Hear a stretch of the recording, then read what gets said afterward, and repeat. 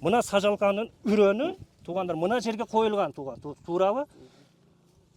Азыр эң чоң проблема не болуп атат? Картошка өсүп туруп гүлдөп калганда саргайып ооруп башталып атат да. Эмне үчүн ушул нерсе кетип атат? Оору чыгып атат. Мынабы картошканын үрөнү мына жерлерден чыгарат, мына өнүмдөрдүчү. Чыгарып туруп 15 см бияка, 15 см бияка өтөт. Картошканы протравка кылып атабыз. Мына картошканын өзүнү кармайт дагы тамыры чыгып туруп, мына жерге түймөктөр болгондон кийин мына жер, мына протравка мына жерде да мына нерсе дарысыз калып атат. Натыйжада өмүрүнүн жарымы өтүп туруп, экинчи жарымында касал чыгып атат.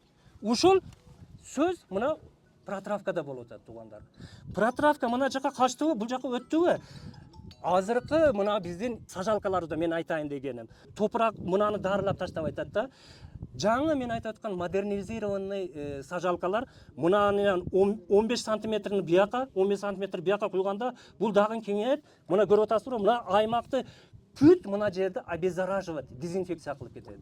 Мына ушул жаңы сажалканын немеси ушунда турат. Буюрса бул нерсе биздин планыбызда турат. Буюрса жылдан жылга өнүгүү болуп атат. Эми бир чеги бар экен да. Кийинки немелерде ушул сажалканы алабыз деген оюбуз бар. Экинчиси эми туугандар ушул нерсени айтып кете турган нерсе, заодно ушундай жаңы сажалкаларда мүмкүн болушунча удобрениясын берип туруп дагы капельный орошенияга